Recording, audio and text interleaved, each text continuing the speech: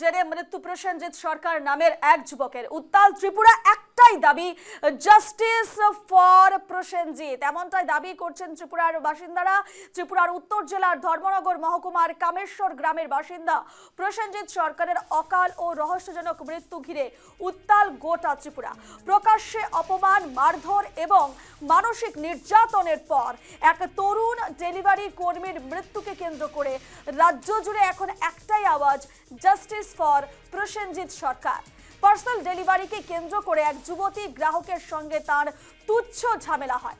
অভিযোগ, সেই ঘটনার রেস ধরেই ওই যুবতী, আরও দুই যুবক এবং দুই যুবতী, মোট 5 জন প্রসেনজিৎকে প্রকাশ্যে অপমান এবং মারধর করে।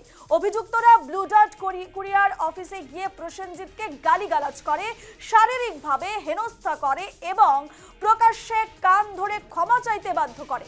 তাতেও ক্ষান্ত না হয়ে গোটা ঘটনাটি মোবাইলে ভিডিও করে তার সামাজিক মাধ্যমে ছড়িয়ে দেওয়া হয় এবং এই ঘটনার পরই বাড়ির কাছে একটি গাছে রহস্যজনকভাবে ফাঁসিতে ঝুলন্ত অবস্থায় সেই যুবকের মৃতদেহ উদ্ধার হয়।